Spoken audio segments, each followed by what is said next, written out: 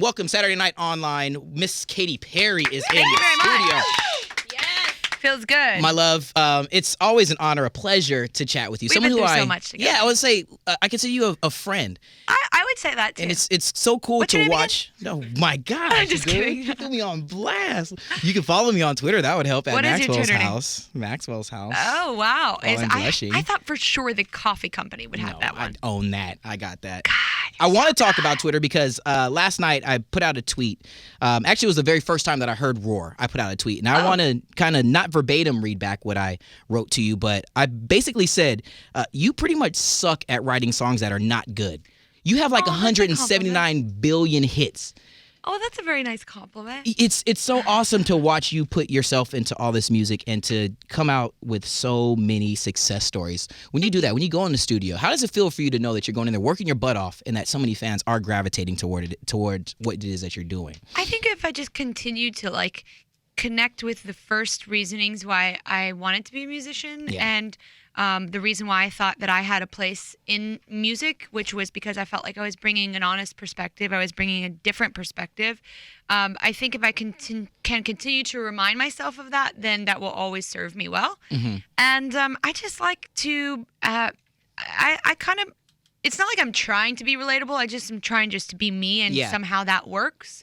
And I dig deep for important subjects. And this subject for Roar was about how it was important for me to stand up for myself finally. Because it's not a song about anyone else. It's about me getting in my own way. Yeah. You know, and sometimes that can be your biggest thing. It's your biggest person. Yeah, as a singer-songwriter, is it difficult to challenge yourself, and when you have so many other people who are telling you a direction to go in, this is what it is that we expect of you. Nobody really actually tells me, and the good thing is that my team trusts me. I'm pretty lucky, but I know that I've earned some of the respect and the trust. But my team kind of just let me go, and I went and I said, I want to work with these people. I want to go to Stockholm. I want to go back to Santa Barbara, which is my hometown, and just go there and kind of hibernate and slow cook some songs. And I did a lot of work on myself. It was a time of, I started in November of last year, and it was a time of self-reflection. A lot of things were changing in my life and evolving, and I had been through so many ups and so many downs. Like, for instance, I wanted to call the record for a minute adult reality, which is like the sister to Teenage Dream, because I felt for a long time I was like, oh, I was on this high horse, this cotton candy cloud, and then I got punched in the face. And then these are the songs about getting punched in the face and kind of like dusting yourself up. It's a little bit like how Wide Awake was the real first segue into this new kind of part. Like you're saying, like a new era for you. I mean, and I think it's all visible with the teaser. Yeah. You're taking the wig and you're like getting rid of the blue. You know what I mean? You're really just getting down to the the bee's knees of it all. I'm just trying to make the point that there's a new change coming, a new thing. And sometimes I understand that people are a little bit hesitant with change, but I can promise you, I think you're gonna like it. And how do you feel to be one of those few artists who have the fans who allow you to change? Because sometimes there are a lot of people who kind of maybe are stuck going down a particular road, and it's hard for them to get off of that lane and to go in the direction creatively that they're growing into. But now you've got so many people looking forward to this. I've always had a really clear one-on-one connection with the people that kind of like me. It's hard. Sometimes I do have a problem calling them my fans because it's just like, we're the same. I was once your age. Yeah. I get it. So I know who you are. You're my homies. Yeah, exactly. You're my homies. Let's go with that. But whenever I go out, they know I'm absolutely approachable. There's never... if I have the time, I make the time. If I'm working, I'm very available, and there's no disconnect. There's always a connection. Now, here's an amazing question here from a fan of ours. She wants to know, what do you find most important from all the positive feedback? Like how is it that you are able to connect and see this positive feedback and really still continue to thrive off of it, and really just continue to grow for your fans? I mean, is it difficult to see so many positives and continue to try to live up to their expectations? Is it difficult to see so much positivity? Well, there's a lot to live up to.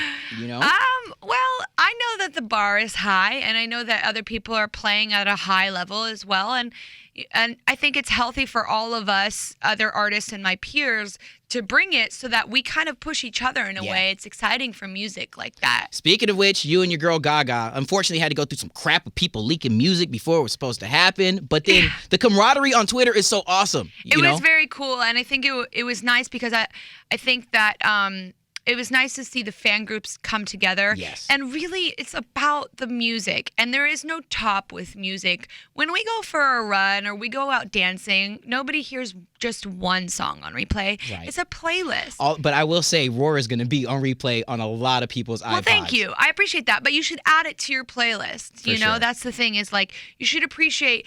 I appreciate all fans that are loving good music. Yeah. Not just one person. Well, we got a little bit early. For you, is it kind of bittersweet, the taste, where you're like, yo, I wanted you all to kind of wait. The teasers were leading up to a particular day, but then a couple of days it came out a little bit early. Thankfully, the teasers were finished by the time it came out, and it wasn't so bad.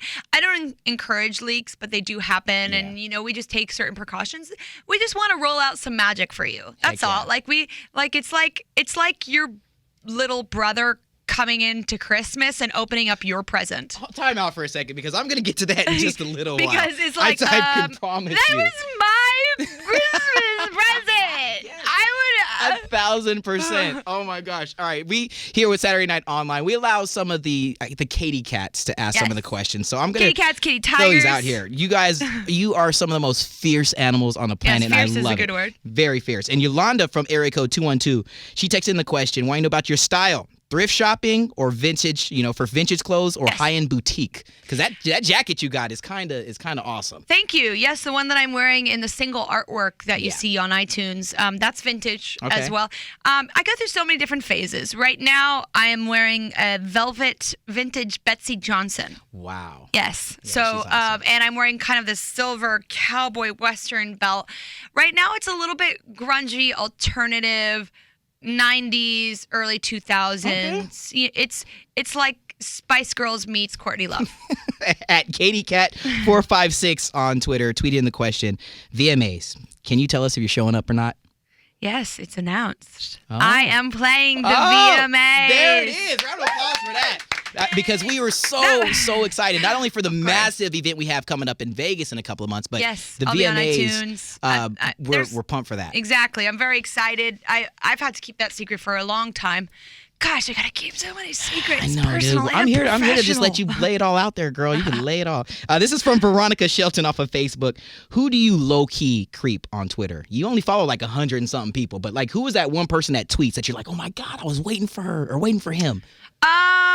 Well, I love Lena Dunham's tweets. Okay. I love, she's from that TV show Girls, and she's really funny and relatable, of course, as she would because she writes that brilliantly relatable TV show. And my friend Allison Williams is on it, and I love that show.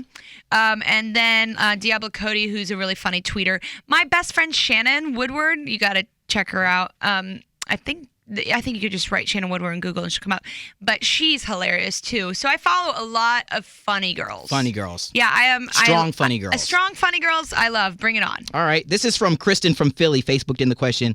She says she had a chance to smell the sample of Killer Queen in the September issue of Teen Vogue, right? Well, good girl. Is there? She's on it. Good. She's wanting to know can the Katy Cats expect a launch anytime soon? Yes, they can. It's coming in conjunction with all the other things that are coming with this record, but the Killer Queen fragrance, which is the third fragrance in the family, and this is the third record, so there's kind of some symmetry, and I will be out there and you'll be seeing me for promotions for that stuff. It's going to be big because I'm now under the umbrella of this big company named Coty, who's kind of brought me under their wing, and now I just have so much more to play with.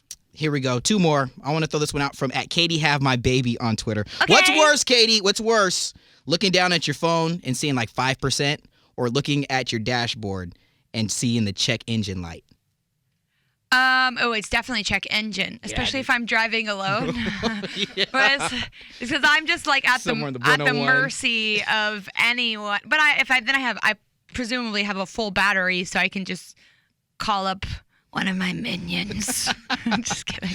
Well, lastly, before we let you get out of here, please let us know. Too. October 22nd, we get Prism. Yes. We are so stoked. We're seeing the gold truck roll around, even though it's banged and bruised a little bit. No, it's actually, now she is all better. There she went is. to the shop. I brought her back, and she is perfect now. Let us please give a shout out to the driver of the gold truck. Who's particularly behind the wheel at any one time? Is there like one person that's like taking the reins the whole night? My driver is great. Unfortunately, it was a drunk driver that hit it. No, not that. Yeah, but I was we want to give some love. A shout out? No, to the person to your driver, the one who was actually driving the truck. Parked in a parking lot of Walmart. Yeah, not the d-bag that decided to be drunk and do that. No, like, your driver that's taking the that reins. Gold on wheels. Yeah. We do not condone drunk driving. Not at all. My driver is great. He's been fantastic, and they've just driven all across the country, stopping at all these national monuments. It's just been a really fun way and personal way to put out the message that there's a record coming, because whenever someone sees it on the road or parked or whatever, they tweet me and I tweet them back. You're right there. Exactly. You are so connectable, so relatable, like we said earlier. You're just so you. And since the very first day we came in and did like some Dance Dance Revolution crap. Thank you. When we were like Vans Warped Tour, only girl on the Vans Warped Tour, you remain to be that same. I was basically wearing the same thing on that tour. The same young woman who has just allowed us to grow along with you. Don't ask all the people that work really closely with me about that, though. They'll say something different. I'm just kidding. Will. Not at all. Katy Perry, you're just one true, genuine, lovely woman. The essential oils of myself will shine through in this record. That means that I need to hug you a lot so they can just rub all over me. That's just what I'm saying. A Saturday Night Online, live with Romeo exclusive with Katy Perry. Thank you, my love. You're the best.